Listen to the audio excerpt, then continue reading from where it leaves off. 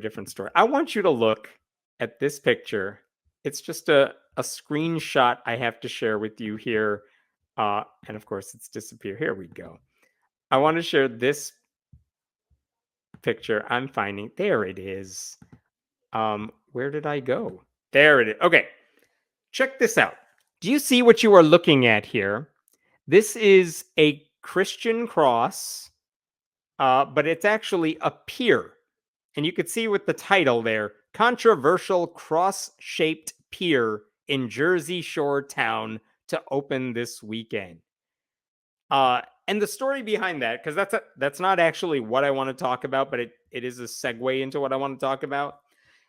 There is a part of New Jersey called Ocean Grove.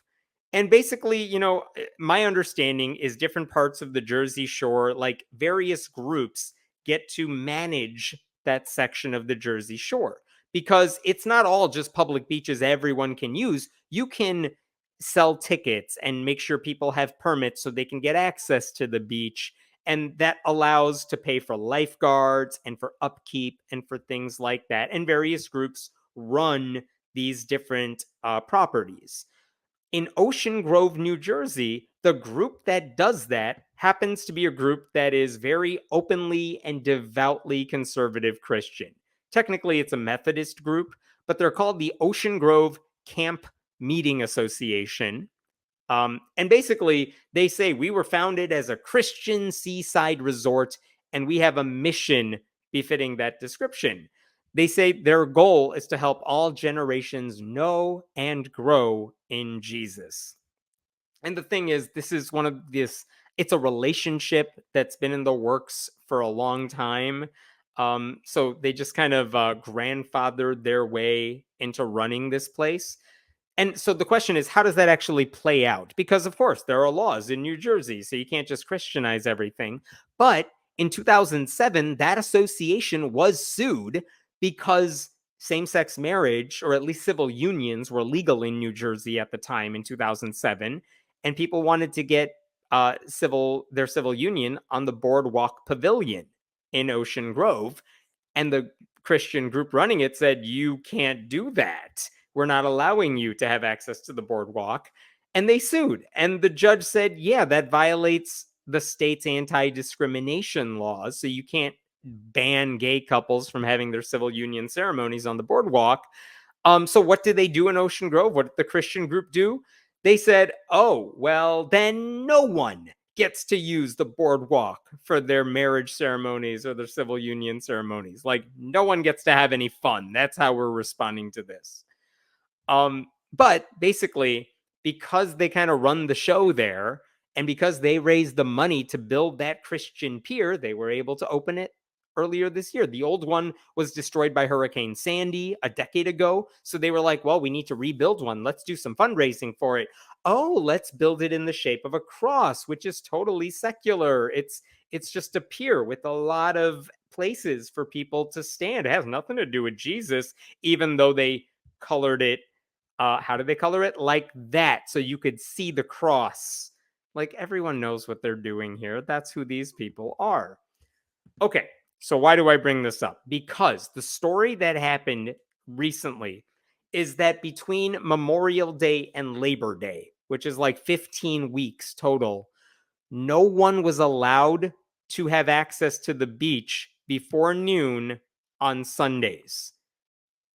The Christian group said, we have to go to church and you have to go to church. So no one gets access to the beach. And technically, they could just say, well, again, we're not saying non-Christians have access or not. Like, no one has access to the beach on Sundays. And also, we're putting padlocks and chains at the entrances so no one has access. And the problem is, like, New Jersey state law, I believe, says people can access the beach during daylight hours. And this is a violation of state law. It actually prevents people with disabilities and wheelchairs from accessing the beachfront. So what is going to happen there? So the Christian group says they have secular reasons for preventing people from using the beach. Let me show you what their statement was right here. This is a wild statement. The outcome of this closure, it enhances religious and secular quality of life experiences in Ocean Grove. During this 0.5% of the year on Sunday mornings, the view of the ocean from the OGCMA's boardwalk and pier is of sublime natural beauty without the visual elements of beach umbrellas, tents, and masses of people.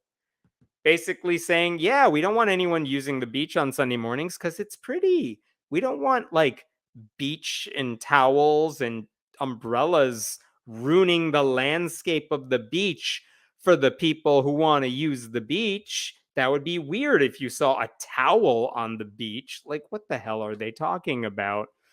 There's another problem too, which is that this is according to the ACLU.